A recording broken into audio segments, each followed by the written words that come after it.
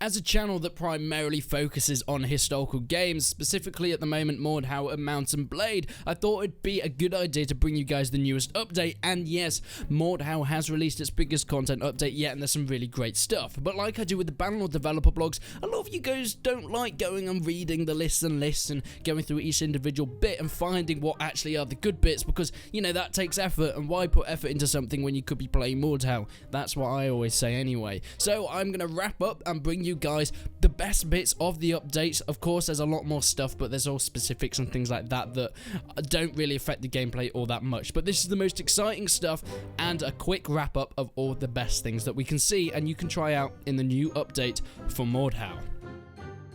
First off, the Mordhaus update brings us two new maps, one of them being Crossroads and the other being Funland. Now, Crossroads is the main map. This is a map where you have two starting points. You may remember that I did actually a video on the Horsefields map. It's sort of that, but with a sort of fort ruins in the middle. Now, I'm not going to talk too much about this because I uploaded a video yesterday of these two new maps in detail, so go and check that out if you guys want to go and see these maps in detail. But in general, it's more of a King of the Hill style map, two on each side, but adding some really cool new things like mortars and more ballistas and all that sort of good stuff. You can see by screenshots and some of the gameplay in the background will mostly be on Crossroads, so you'll get a good idea of what it is if you don't want to go and check out my other video, which is very mean.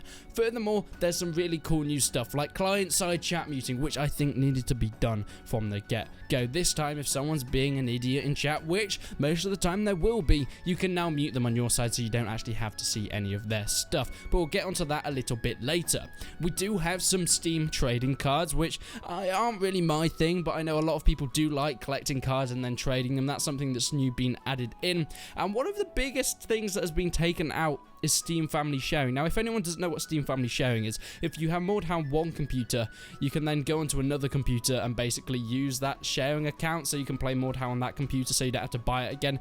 They've disabled that because people have been using it to exploit getting around bans. A lot of people might be annoyed at because the people that don't use it for that and actually use it legit will probably lose out, but at the same time, if that's what people are doing to get around bans, is there really anything else that can be done in this specifics? But let's talk a little bit about the specifics of this update. First off, I did mention in the Crossroad maps there is a mortar. Yes, this mortar has been added. It gives you a nice guide to where you're shooting. It does a lot of damage and can blow up a lot of people. It's not in the best placement at the moment on this map, so we've not really been able to see actually it in full use. Hopefully you're able to put that on other maps when eventually map making will come out, and hopefully the next maps coming out will have mortars, so we'll actually be able to see them used properly instead of the terrible positioning they are on the Crossroads map. Furthermore, a brand new weapon has been added, which is the heavy hand axe. Now, a lot of people have used this, and from what I'm getting is that it's very, very slow. One of the slowest weapons in the game, but it is extremely powerful. 1 and 2 shot in most people. So if you can get those hits in, it is really good against some large groups of enemies,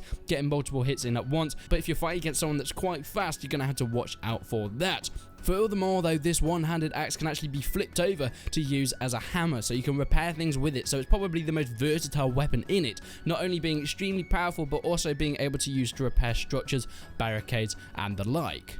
This is not the only new weapon though, we also have a Javelin. Now, many people use the short spears as Javelins because they're pretty powerful, but now you have a dedicated 3-point, yes it costs 3 points, but it's a dedicated throwing spear. You have 2 ammo with it, and it can only be thrown. This is not something like the short spear that can also be used in melee. This is something like throwing axes that has to be thrown and can't be used in any other way, which is a bit of a shame, but I guess it would be too similar to the throwing spear. It is a bit more powerful than the throwing spear when it comes to actually throwing, and a bit more accurate, but as I said, can't be used in melee.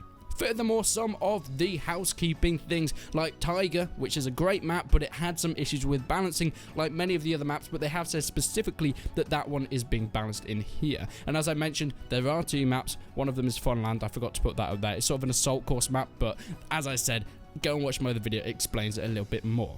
But as you can see, this Crossroad map really accentuates cavalry. It does have this central infantry fighting King of the Hill point, but it has a lot of cavalry that you're able to use fighting around the outside if used correctly.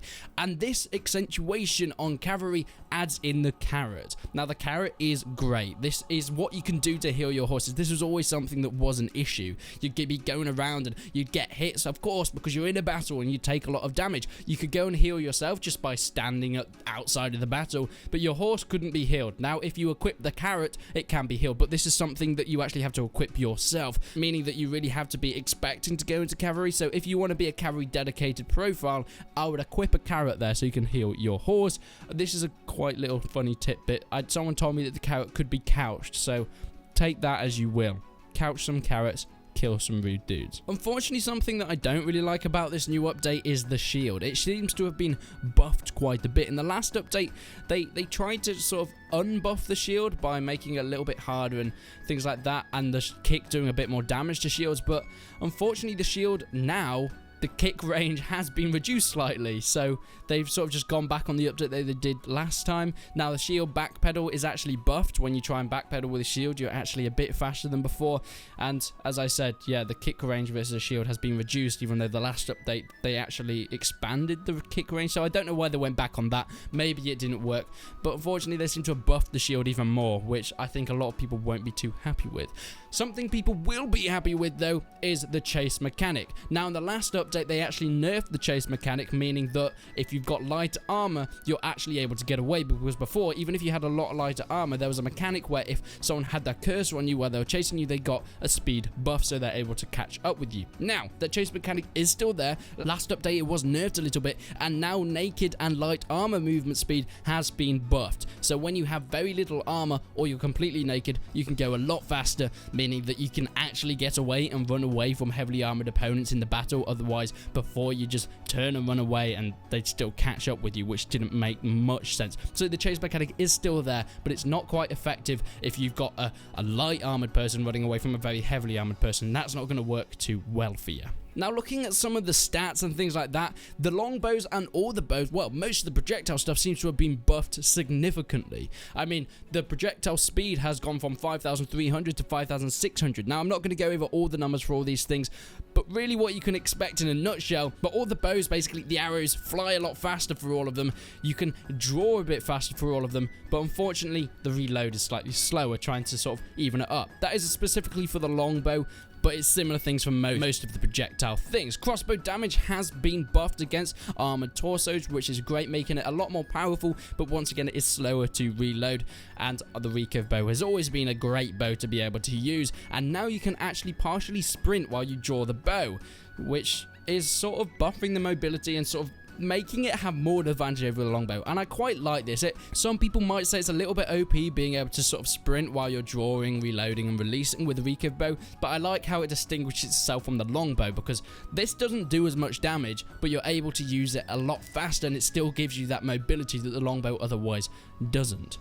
Something else that has been debuffed, which I think a lot of people will be happy with, is the Halberd. It was a very powerful weapon, and I think a lot of people agree with me there how powerful it was. The stab is a little bit slower, and stabbing versus a plate helmet is now a little bit reduced. So it's all round nerf, so it's not going to be going and killing tens of people at once and completely taking out anyone with any other weapons. Another weapon that has been nerfed is the spears, which I know many people will be happy with, and all-round balancing of a lot of weapons. Go and click the link in the description to go and check out the full developer blog, and you can see all the weapons, specifically how they've been nerfed or buffed, but they've all really been balanced to each other. Pretty much every weapon in the game has had these sort of tinkerings done to them. The final few things are just some small things, like you can no longer glitch out of bounds on grad dungeon or contraband. There's a lot of things that have been fixed in the maps as well as that. There's now, like I said, client-side muting, but a quite a funny thing they've added in. If someone that you've silenced or muted and you put them to motivational mute, which is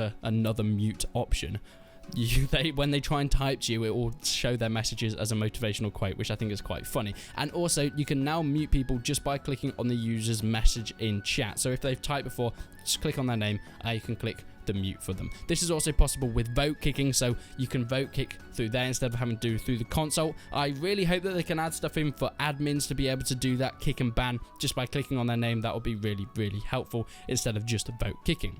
Smaller things like the Crosshairs Dot now turns into different colors. It's a little bit red when you're looking at enemy and slightly transparent when looking at ally. Makes it a little bit easier to tell the difference between enemies and allies. And the scoreboard scrolling has been fixed. Thank you so much, Triterion.